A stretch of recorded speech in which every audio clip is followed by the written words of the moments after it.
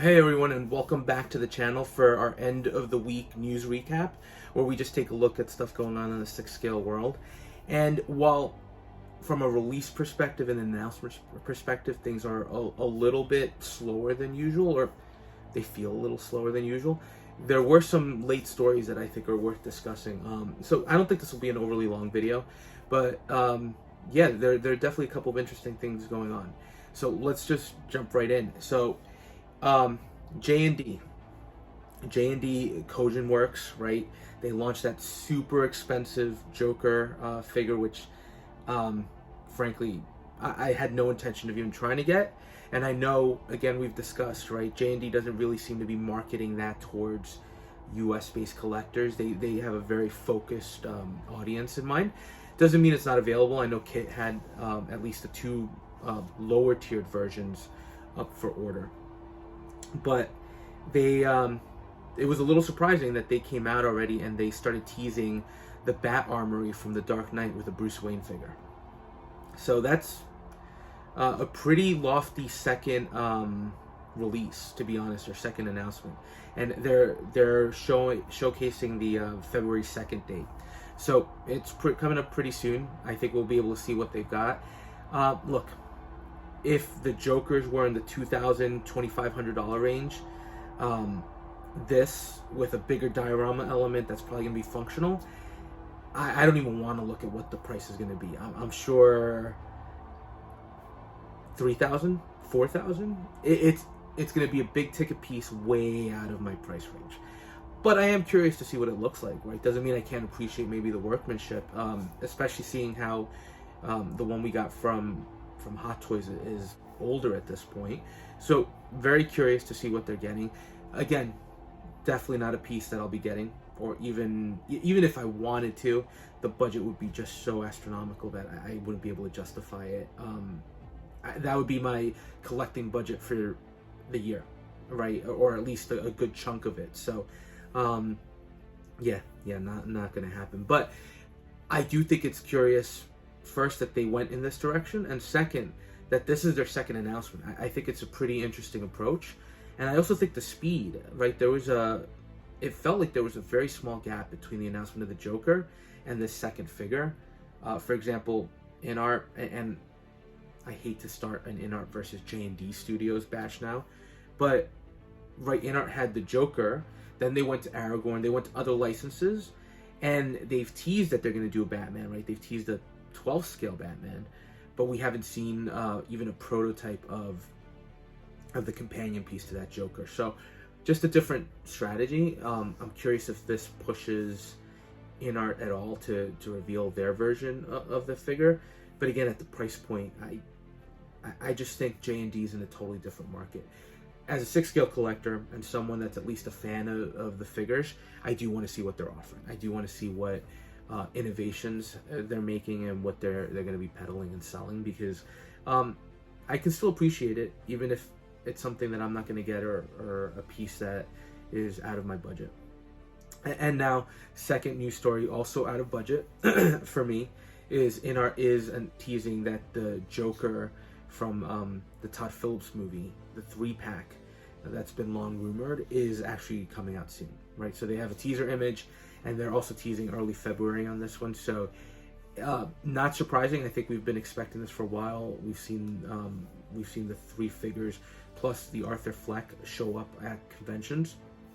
So not a surprising release, but this is another one that's going to be pricey. If you heard the rumors, right, over 1K potentially as a requirement of the license, which is interesting. I know there's been some debate about the accuracy of that, but we'll see, right? I think we're close to seeing what that price point is going to be. And again, in our I don't know what their last announcement was, actually. Was it the Harry Potter? No, it was the Superman, the Man of Steel Superman, right? So it's been a while. They're taking their time. That's their strategy. So I'm curious to see another announcement coming in from them. And then I'm curious to see the next figure get released, an actual release. Looks like all the Pennywise is shipped. The Gandalfs are still in the process of shipping. So we'll see. But another rumored price point package. Not a figure I'm interested in. I thought the movie was was a tour de force for Joaquin Phoenix. It was an amazing movie, not something that I necessarily need to revisit anytime soon. It's not Predator with Arnold that I can rewatch on replay nonstop. It was a heavy movie. And again, I did like the Joker. I thought that it was a great rendition, a great look in the final appearance, but just not something that I feel the need to have in the collection.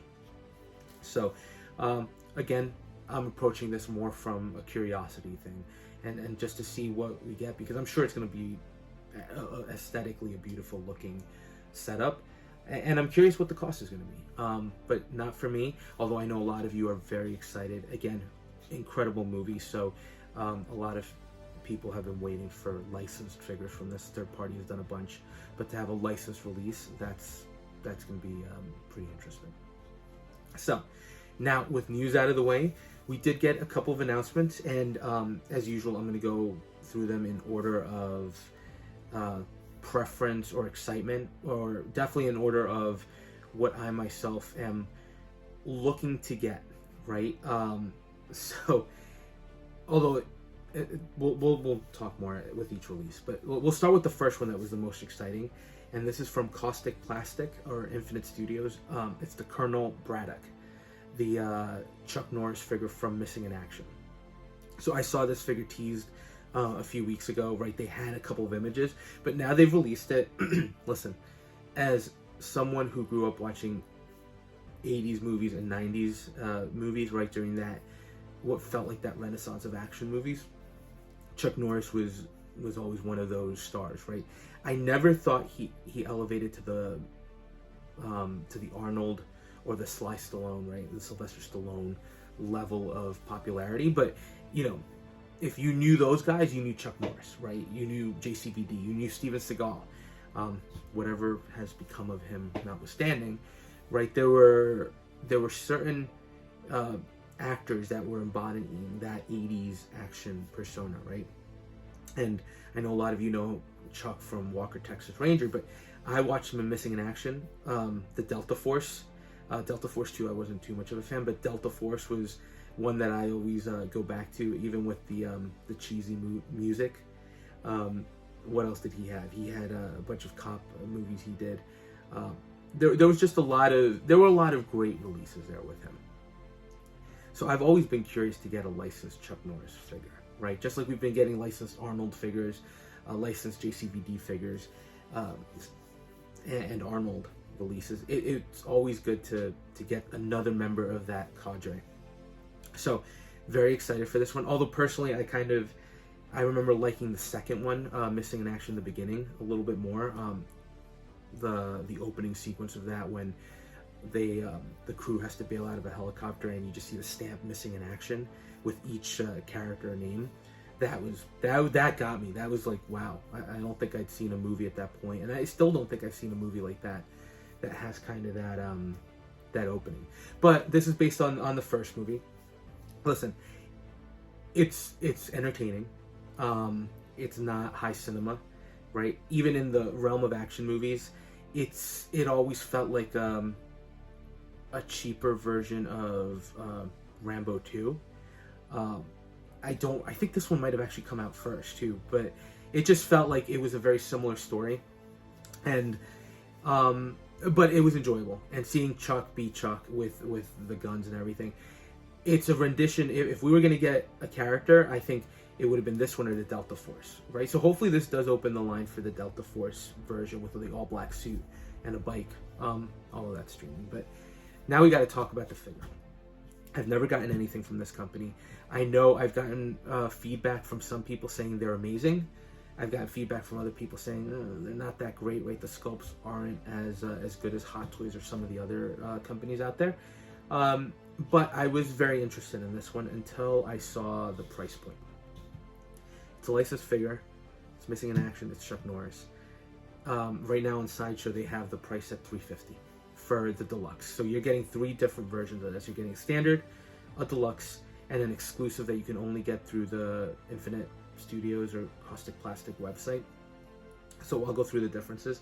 But a Sideshow right now just has the deluxe for $350. It's a big price. it's a big price for the character. I don't know that listen, I love Missing in Action. I love Chuck Norris. Is there a demand? I think people from my generation, maybe there is a demand, and I feel that $350 might be worth it. It just seems like a very steep price for this particular character, for this company, and for what you're getting. So I don't know how I feel. Well, I know how I feel about it, which I'm not a fan of it. I don't know if I'm gonna jump immediately into the pre-order. I'm gonna keep an eye on this one. I want it. I want the character. I want the figure. I kind of have to make peace with the price. And look, as far as what you're getting, the sculpt looks good. I think it looks like Chuck, right, with the bushy beard and the look from the movie. I think it's a pretty good representation. Will that translate to the final? That's a concern I have. I've seen some of their other products, and some of them look great, some of them not as good as the prototype. If they can match the prototype, I think this will be a solid win. I think the look of the suit, very simple, right? He's wearing old kind of Vietnam era army greens. Even the backpack that you get with the deluxe only, or with the deluxe and the exclusive, it's just a canvas bag. He doesn't have like a lot of pockets, a lot of complicated gear. He does come with the following accessories, right? He comes with the M60 machine gun. That comes with all 3 versions. Then you add an M16 with the deluxe, which actually I think kind of looks better, to be honest. Not that the M60 looks bad, but the M16 just in the promo shots they have looks better. And then you get, a bunch of accessories, some hands, you get some binoculars, a flashlight, an explosive device, and then a magnetic base. Is Kaustic going to be better than Inart on that? I think we'll have to see.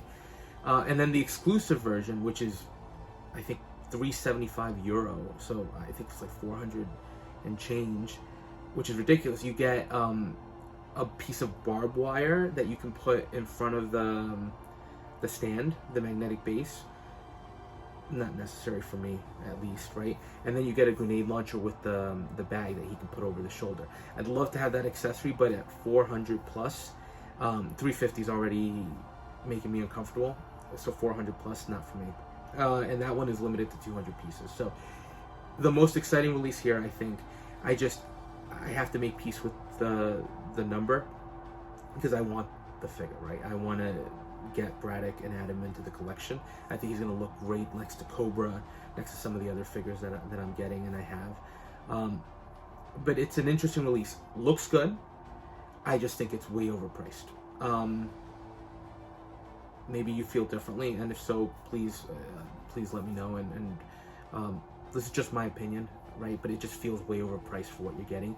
When you look at other things that you can get for similar price, like even that Dead Strange that I just reviewed, incredible, massive piece, was more expensive, but it just feels like you're getting a lot more bang for your buck than this. So I have to make peace with the number. And look, am I going to get him? I'm probably going to end up getting it because I like the character and I like the movie.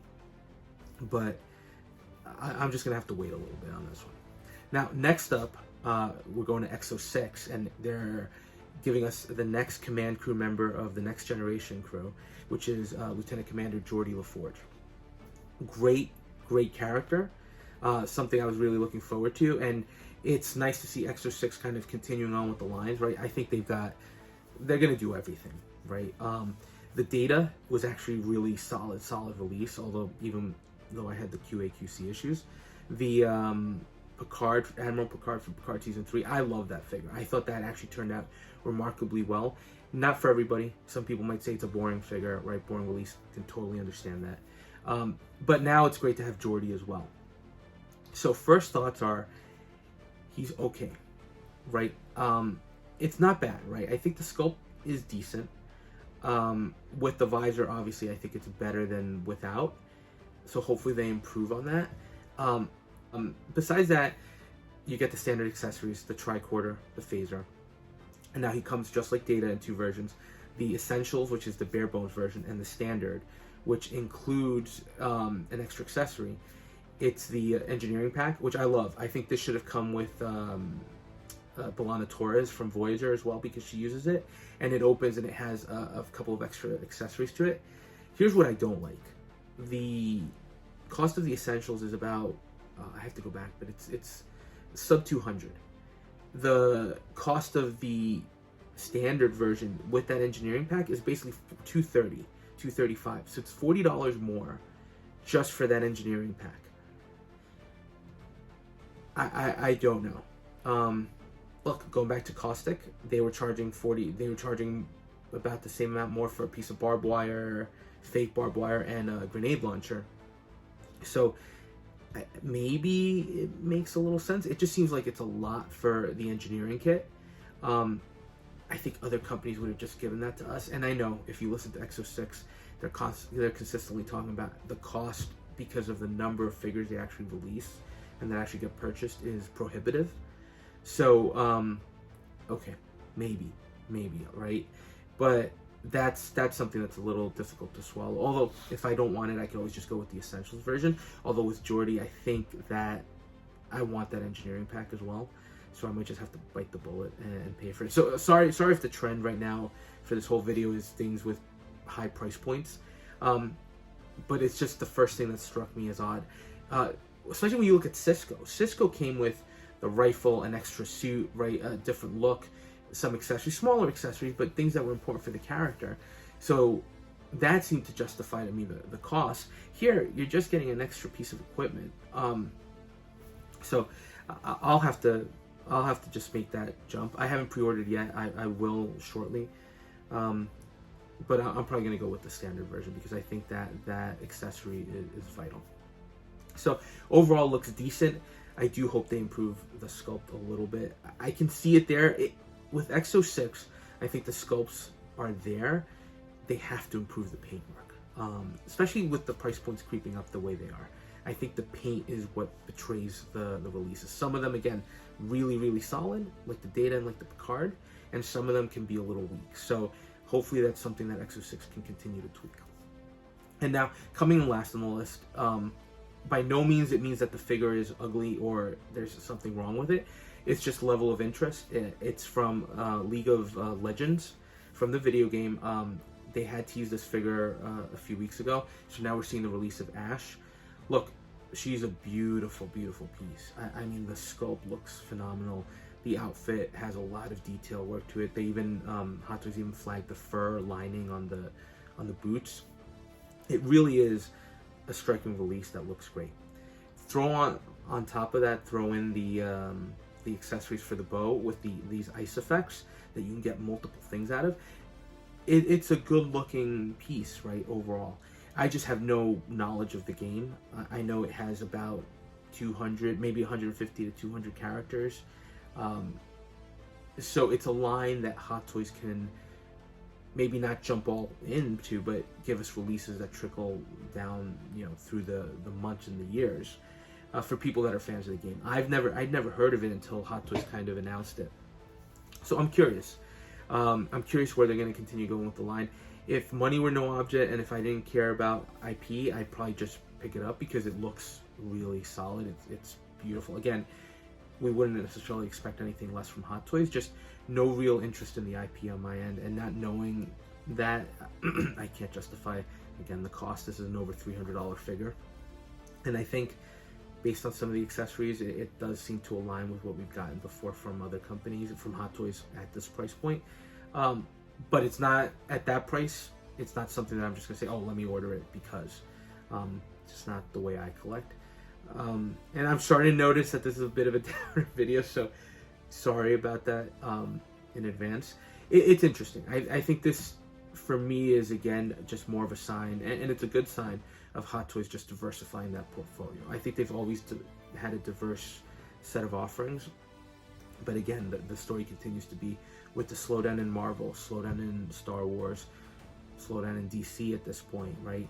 Hot Toys just needs to be able to find other IPs, and look, having a diverse portfolio is always good when these slowdowns happen, right? It happens in work, it happens in general, so not surprised to see Hot Toys doing it. And I like that you're seeing some good quality offerings from them as well on this.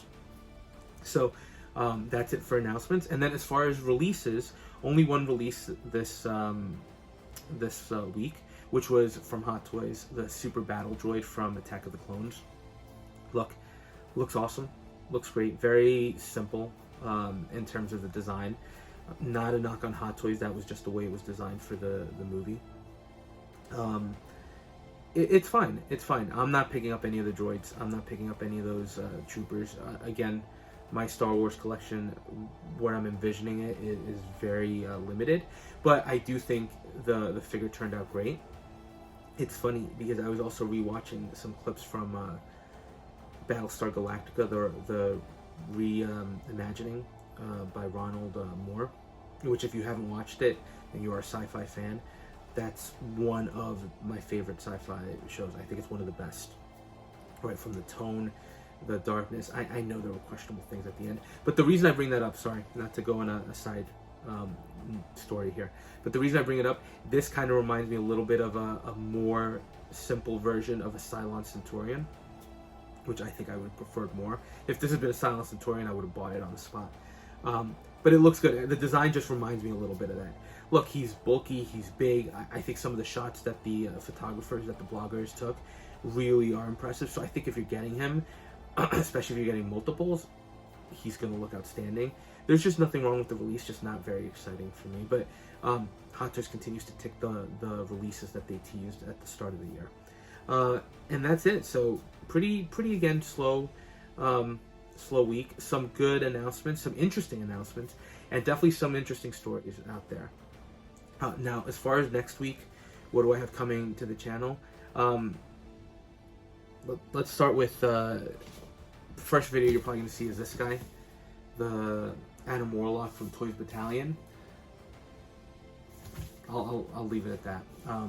It's okay. It's okay. Not going to be winning figure of the year, and there are a couple of issues, but reviews coming up this week. And then the other one, if I can get him assembled, because you know these take a while, but from Easy and Simple, I got the Maritime Raid Force. So, looks cool, looks great. I just have to put them together. And then there is another series of videos I'm trying to start. I was going to do them as part of kind of the New Year video things, but it's just a thought I've had. Maybe it'll launch next week or the week after, and we'll see. I'll see what the reception is. I might still do them because I think it's an idea I've had for a while. But just be on the lookout for those. And look, as always, just thanks for spending a little time with me. And if you are enjoying the content, please consider dropping a like, comment, or subscribing, and we'll touch base on the next video.